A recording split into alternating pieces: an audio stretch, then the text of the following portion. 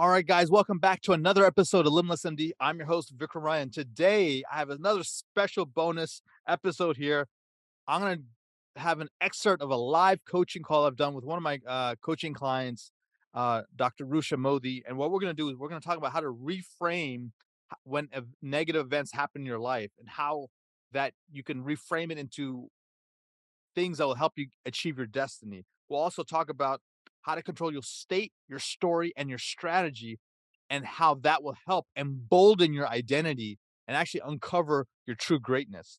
And then finally, we'll talk about transformational vocabulary and a Japanese concept called Ikigai that will help you find your true purpose in life. So you don't want to miss this episode. Lock in, take notes, and you get to experience some of my live behind the scenes coaching with Dr. Rusha Modi. What if you could reclaim hours of free time each week, create legacy building wealth, and devote more energy to your passion projects without giving up on your career as a life-saving MD? My name is Vikram Raya, functional cardiologist, high performance coach, and real estate expert. And I'm here to give you the tools, strategies, and solutions you need to transform your life so you can unlock your limitless potential and achieve greatness, all the while freeing up your precious time. Welcome to Limitless MD. Let's dive in. Feel not bad. I mean, it was good. It was a full clinic day, and then left. So, I mean, I think it was. Are you sad? Are you okay? No, I'm okay. I mean, I think when I went and left USC, that was a big deal. You know, I really wanted to be this academic physician, and that didn't work out. And now it did work out. It just moved. You outgrew it. You moved on. Don't use the word "it didn't work out." It worked out for as long as you needed it to work out.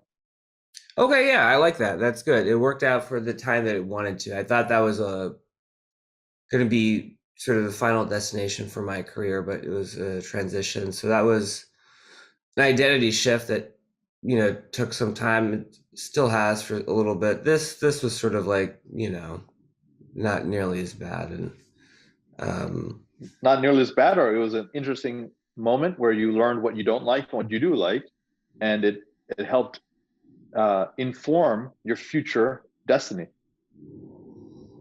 Yeah, that's a very good interpretation of it. That was the biggest takeaway was, yeah, this kind of practice is not a model that I want to do. And Rusha, think about the guys there who that's all they have to do for the next 20 years. That's all they, man, you should like feel like, you know, like pity for them, because they don't have the guts or the decision making or the optionality you do. Like they have to do that because one, they don't have the capability to find something else, and they're just so comfortable being uncomfortable. Like it's uncomfortable being like whatever this.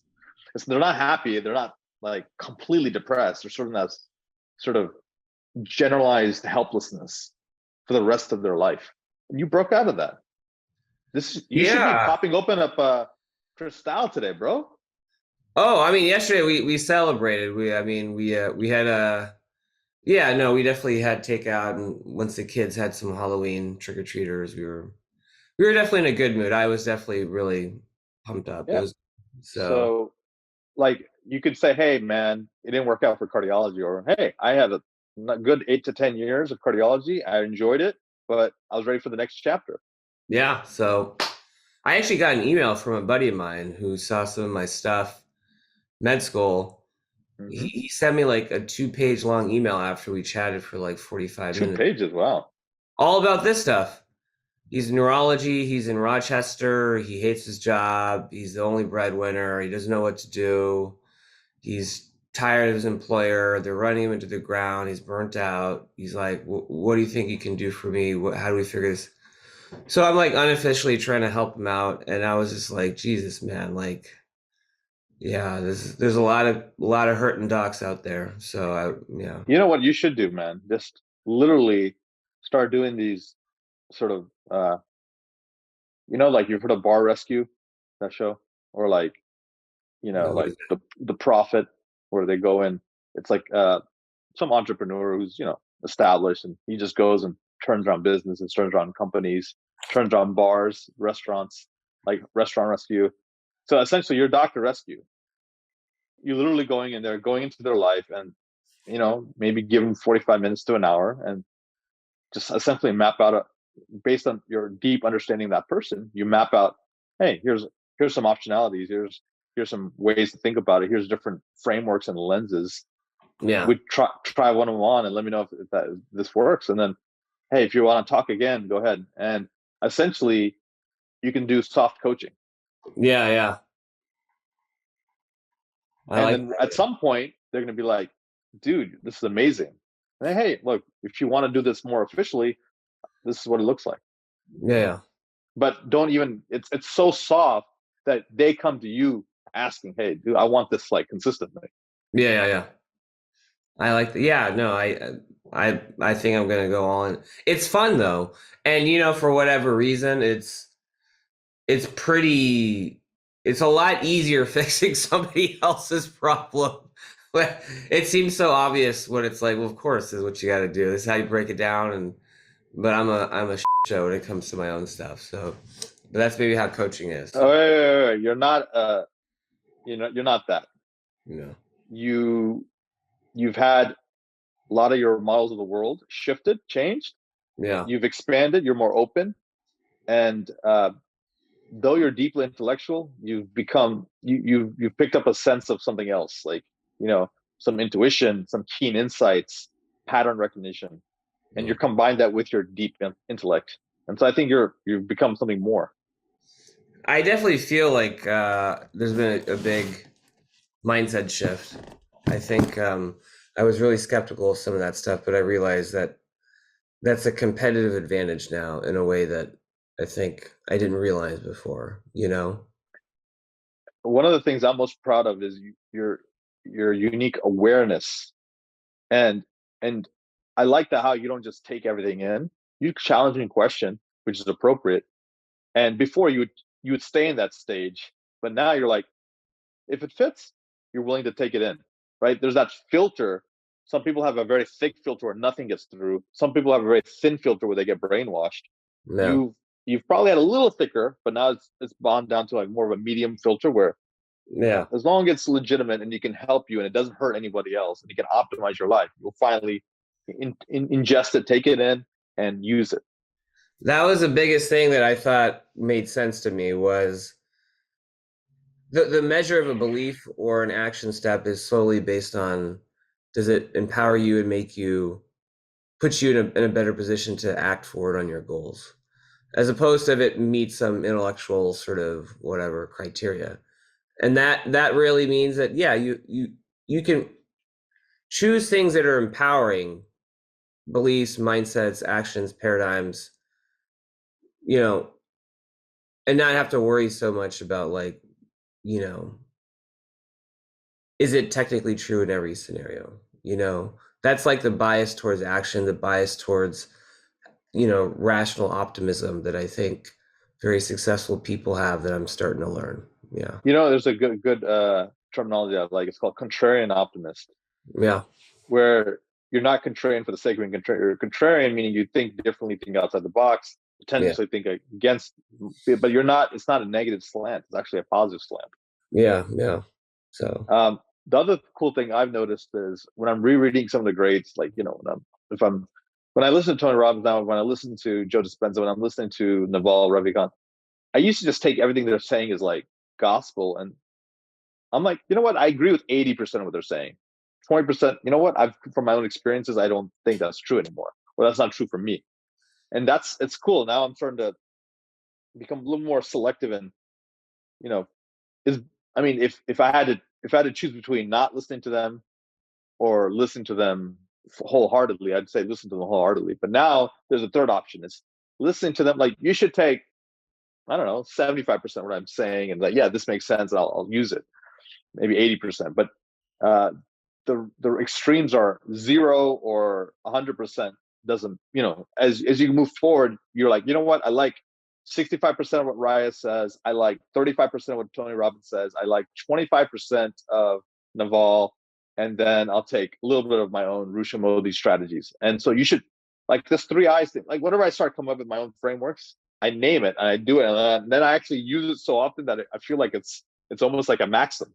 Yeah. So you should start coming up with, hey, this is a Modiism, or this is a Rusha principle, Yeah. and these are the principles you use for yourself, and then you start sharing it with perhaps friends, family, some of these coachees or mentees.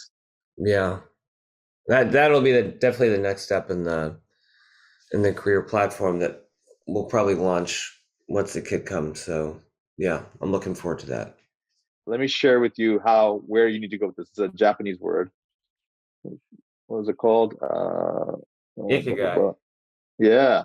I've figured out my one thing in terms of wealth creation.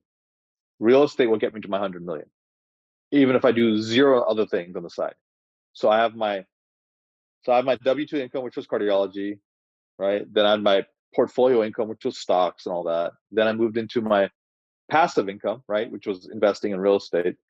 And then my new W-2 income is like me working as a real estate investor in my company. Mm. And then my passion income is now Limitless, right? If I was a billionaire, I would still be doing Limitless because I enjoy it. It's my passion income. And that's going to get to 7 figures soon. And then my question then is purpose income. So then, like if I get to, you're asking me what happens when I do all of these things. Well, I'm going to start organizing medical missions with all my. I want to create like platinum partnership that Tony Robbins has, but I want to do with doctors. Oh, okay. Platinum partnership is a 150K thing where they take trips, they learn together. Oh yeah. So I'm doing that, but I want to do it with doctors. Like Limitless, like that's the next level for Limitless, right? I want to do where we do business. Like I'm thinking about LMD Capital, where we as doctors all pool our money and we start getting like returns in deals. I'm also thinking about us all going to Guatemala and doing a mission trip, or go to wherever, Africa, and do something of meaning. So I see this as where that's sort of my purpose income. Love it. So now back to you. What you love. Your homework assignment is I'm going to put this into your WhatsApp, and I need you to actually do it on a sheet and send it to me. Okay? Yeah, no, I've done this before. I want you to do it again. Yeah, I will definitely do it again. What are you willing to die for is the question. Willing to die for my family. That's clear. Okay. Number 2 would be. So if your family was already taken care of and they're bulletproof, then what? What do you stand for, man? I stand for using knowledge, experience, clear thinking, and compassion to make order out of chaos for people. Okay, so that's coaching. Yeah. You're coaching / consultant. I think that's how I view politics, actually, is like, I'm here to help you. I'm not here to win these sort of stupid games. I think that's the whole focus of the podcast, has been like a very contrarian take on. Yeah. So whatever that game is, and even if you don't know exactly, but let's say 75% of what you sort of want to do, then you just got to go all in for 1 to 3 years. And when you do that, it'll allow you to unfold and figure out what the next step is. Like when I first started Limitless, I didn't know I was going to do all these things. I just knew that, okay, this is the first step to it. And I just went all in. I mean, and just really did it. And then opportunities came and I was open to them. And people came in that, look, I started sharing the wealth that I was creating at Limitless. And now I brought in like superstars. What are we focusing on for you? Just trying to, finalize various career options just for the next month or so. Kid's going to come out. Do you need some support with that, or do you feel comfortable? I guess the real question is just going to be like, one, cash flow. I mean, an extra nurse or doula or whatever is going to be like probably another $2,000 a month. And then, I mean, your goal is to start, if you can hit 500,000 in 1 year, then you've really done really well for yourself. Yeah. And well, that would overcome relative to time, right? Right. But it would overcome any kind of like issues with taking care of your home, support, help. And year one is just building up, like taking care of all expenses and creating a little bit of a cushion and stability. Year two is now you can start really creating that war chest and then start expanding. What are you going to do on the side? Yeah. And Grant Cardone says in his book, The 10X Mentor, he's like, dude, get good at like things you hate and be world class at things you hate. And eventually the things you love will show up. So if you truly dislike GI, great. Get super good at it where they pay you a lot of money.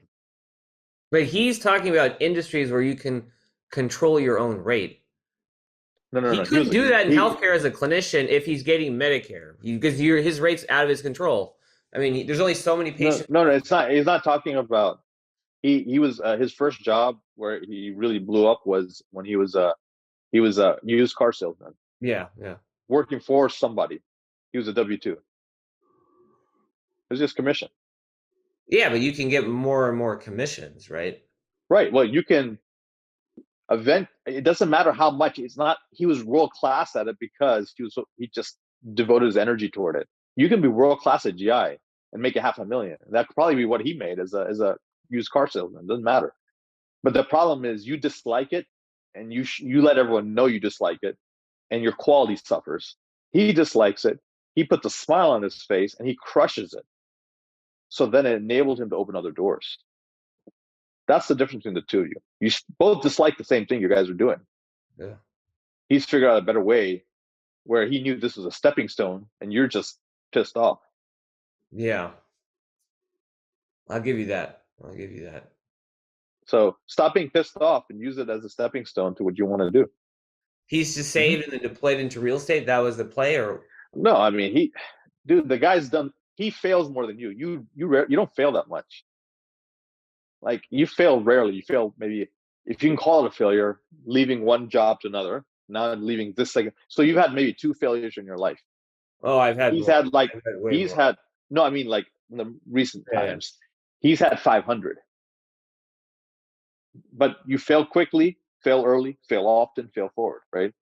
I feel a lot more. How do you do that when I've got a full-time job? Like, okay, I want to fail right now. I'm going to start something. Where would if I have a full 12-hour day with all so this? You should, how did you fail so often? Yeah, you should be putting energy toward things. Hey, that podcast bombed. Okay, that's a failure. Great. Let me find another podcast. Or that episode sucked. Hey, I talked to 30 people and I interviewed 30 millionaires and here's what I learned. Right? And so you should learn it for yourself, and you should learn it for, maybe that's a podcast episode or whatever. Maybe that's an educational piece you produce. I don't know. But it's like putting yourself out there, right? Like it's also negotiating a hardcore contract and it doesn't work out. Okay, that's a failure. Great. I love that. Let's go next. Yeah. It's like, hey, let me go talk to that consulting company and say, hey, I'll consult for you asynchronously, but I want $5,000 a month. Great. They say yes, great, you get it. They say no, okay, great, that's another failure. And it's collecting these failures. But again, the amount of action you take is very small. So your failure rate is very small. And your ability to go like, multi-level increases is also limited. No, I definitely see that. I guess my question is, I wouldn't even know where to fail to start with. Like, I just pick something at random. Like, no, you don't want to go like throw your energy at all. Like I would say, GI, like apply to 40 jobs, negotiate the hell out of all of them, and some say yes, some say no. Count those as good failures. Yeah. Right. So have that. When you say a bias for action, that's the kind of bias I'm talking about. I'm trying to take your level of action to like 10x. Like you should try to figure out, like, I want to work my like tail off and make $1 million in GI this year. How am I going to do that? That's the battle plan I want you to formulate. At least you'll get 300, 400, 500. Because that's not everyone has, like that's the play you have right now. You don't have other plays. If you had a lot of other plays, I'd say do it. The other plays, I guess, hey, let me quadruple on the podcast. Let me essentially take a huge loan and produce 1 episode a day and have 365 episodes in that podcast and see where it goes. Okay, that's one option too. I don't see the coaching. Hey, let me coach for free and see what happens. I mean, those are only three options I can see. Or take a huge loan from your dad and say, you know what, screw all this. I'm going to be a mercenary. I'm going to learn everything about real estate, and then use your dad's money and invest in real estate. That's an option. Yeah. We discussed Of all these things, what do you think is the safest and most guaranteed route to $1 million? well, obviously the GI, yeah. That's why I'm asking you to do it. But the second would be the real estate. We almost went in on an Austin property last week, but we pulled out. Yeah, but it's not going to get you $1 million. No, but like that's a path towards building some sort of other investment stream over. Yes, and you can do it, and you'll inch along, but it's not going to be dramatic. No. But like I got to start somewhere. My fear is the same fear that brought me in here in the first place, which is lifestyle creep is increasing. The kid's coming. He needs all this stuff. I'm super exhausted working GI full time. I make a good income, but I'm never able to break free and have your kind of lifestyle where I get to travel and do all this other stuff. I don't have any time bandwidth. I have friends who are co-fellows of mine. They're making $550 a year in GI, but they got to do like 2 months of inpatient call. They're rounding until 10 sometimes, full clinic. So like, you're surrounded by a lot of high income, low net worth people. So don't listen to them. Yeah. I figured out how to do income and net worth. And so I'm telling you how to get there. Yeah. It's to first have one source of income. Yeah. You can't do the physician entrepreneur route that I'm trying to tell you without that. All the people who are successful that I know in the physician realm, the way they've done it is they've leveraged their high income and eventually started using it to acquire assets or create assets. Yeah. Agreed. 100%. You don't have the income, fix that. If you're going to work anyway, might as well get paid the most per hour.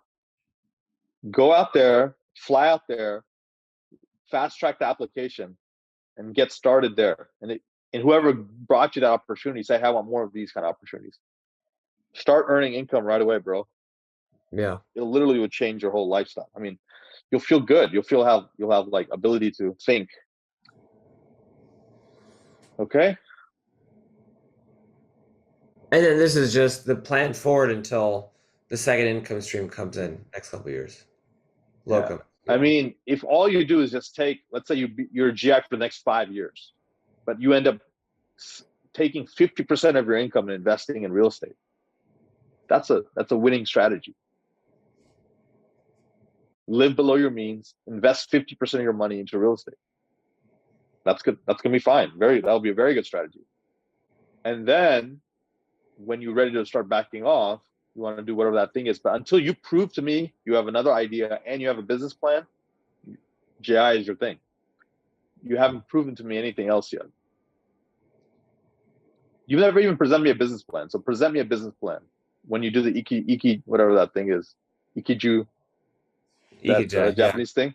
Do that thing, and then only when you can actually articulate a one-page business plan to me, then we can talk about something else. But until you prove to me you have something else, become a mercenary and crank out as much income as possible and keep it in a war chest for me. And physically get the best, like get completely ripped, rehab your body, rehab your mind, meditate for at least an hour a day if you can.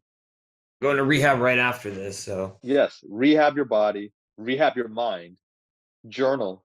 Like journal is, it's essentially, writing meditation, right? So, and just be happy with what you have, be content, be grateful, and then just be your eyes open for opportunities. And go interview people in this tribe who are more successful than you, because many of them are. Oh, yeah. And figure out either their mindset, their strategy. Now, their intellect is not higher than you, but sometimes your intellect is paralyzing you. Mm. So I wish you were actually dumber, because then you could actually do more things without questioning so much. You're probably the highest intellect, but the lowest action ratio. You can see how that can get you into trouble. Oh, I know. My whole life, it's a real problem. And they're more successful just simply because they're just executing on these things. They execute. They don't think about it too much. They're okay making mistakes. They move forward. They take small actions. They don't worry about the 7-year global plan for domination and world success. They're just looking a little bit ahead, 3 months ahead, 6 months ahead. You always think about the 3, 5, 10-year plan, and that's what screws you. I want the 90-day plan. I want the 1-day plan. I want the 3-hour plan. Like, what are you going to do the next 3 hours? I'm going to crush it this week. That's where there's no answers. So I need you to be 168-hour focused. Like, be just focused on the next 168 hours every week. How do I maximize my 168? If you maximize your 168, you're set. I think it goes back to the central thing, which is like well, we've talked about it ad nauseum. I think I need to find the Ikigai. If I felt really connected to my purpose, I'm 100% confident all this decision paralysis, fear of failure would just completely disappear. It's not. So I want you to, yeah. I want you to print that out in color if you can, and like put it on the wall and just meditate every day, and then look. And then when you open your eyes, you see that. When you go into meditation, you see that. Just look at that. That's it. And you don't even have to write anything out yet until like it speaks to you either as a loud whisper or as a loud voice. But just meditate for the next 30 days, and then on that diagram, and I think the answer will reveal itself to you because it's inside you already. Yeah, no, it is. It has to be. I just don't know why is it so hard to get out. I don't know what it is about it. Well, just take off the emergency brakes. Okay, just think there and just look at it and just smile. It's like, just look at that. Put that diagram, put it on the wall, print it out in a lot of different places, and just keep looking at it. And what's going to happen, your subconscious brain is going to start thinking about, okay, is it this? Is it this? Is this? Is this? And it'll just start working on it. The answer will be revealed to you in 30 days. Okay? Done. Yeah. Meditate on that one thing. And just be open. See what bubbles up inside you. And that's how you got into real estate. There was something that spoke to you about it, or no?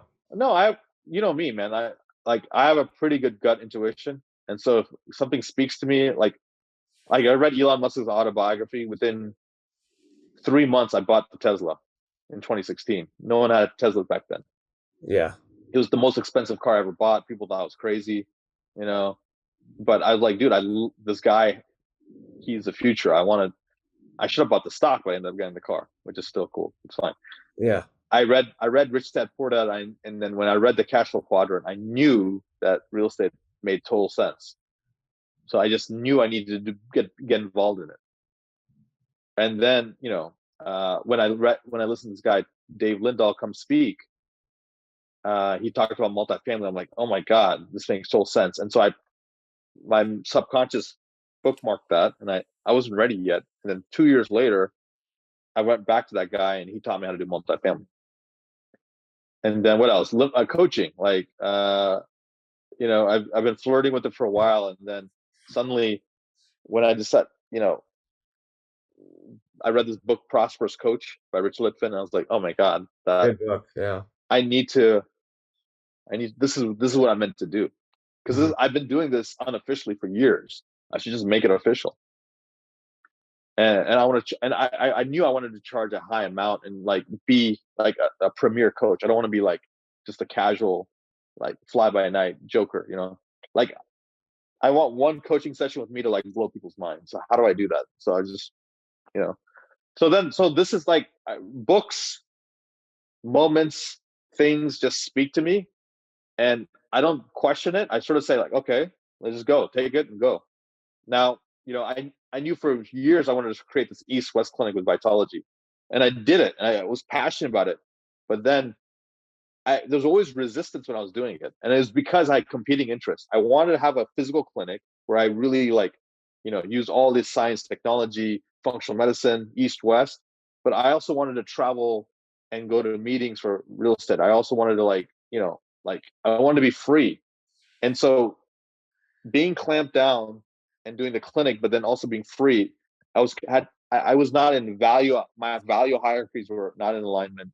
So that's when I learned elephant half, and I realized I was in half in that business. And so once I converted that to a virtual business, and I unlocked myself, I blew up real estate, and I blew up the coaching because those are two alphabet businesses. And now I learned, now if I had to do that business again, I would get a business partner, I would hire doctors, and I would make it all virtual, and I would just blow that up that way. So some things work, some things don't, some things you learn how to do, but it's all education in momentum moving forward. And then my highest value is freedom. That's why, when I first started talking about all this, the 5 freedoms. So now I know what makes me at peace, makes me happy, makes me joyous. So as long as I'm going toward the 5 freedoms, I'm living my authentic life, and I have money, I have interesting conversations, I'm helping people, I'm making an impact, and I'm doing things on my terms, and I have autonomy, then I'm living my purpose. So that's how I created mine, at least. I think I realized talking to you, my biggest stumbling block is basically your plan, which makes perfect sense, which is double down on GI in order to escape it. But so many of the docs, including the people that hired me, are so burnt out on the field, including the people in this own practice that I'm leaving. They're deep in that middle class, middle-aged family life, kids, soccer practice, school, all that stuff, and they can't leave. And this is the very thing I want to avoid, but I actually have to go towards that before I can leave it. And I'm afraid that... Don't worry, I will not let you stay there. Don't worry. I'll kick your butt. Don't worry. And when you have the capability with cash and income, like a war chest plus income coming in, gives me options to help you get to where you want to go. But I need that Ikaju thing. I will get that to you by the end of this month. About 2 to 3 weeks, if you just do it, at least a semblance of what you want to do with your life will come. Once I have, hey, he's stable and I know where he wants to go, this is easy for me. Yeah. The problem with you is this has never been that clear. Yeah. And then this has not been stable. And that's why out of all my clients, sometimes you have the greatest potential for the least traction sometimes. Yeah. Like I can make you a multi-millionaire, but these 2 things have to be in place, bro. Yeah. I think the last thing is I don't think I ever found out who I was all these years when I was in academic medicine. It just was sort of an undeveloped sort of side. That's okay. There's a lot of people like that when they've never done the inner work. No. You've done the inner work. Now you know who you are. But you need to then figure out your why. And you don't need external validation. That's the other thing. You just get lit up by stuff. Hey, let's just do that. Let's get the Tesla. Let's go like that. Yeah. I realize that I need to be like that. I've relied on, your dad. You don't need your mommy's and daddy's approval. You don't need my approval. You don't need anyone else. You have a beautiful vision. Let it reveal itself and spend the rest of your life doing it. It's your gift. It's the trend of the time. It's what you're made to do, and it's your skill set. Find that intersection, and then it becomes, we don't have to work anymore. It's so easy. Like Limitless is like, it's just me doing me. So what's Rusha doing Rusha?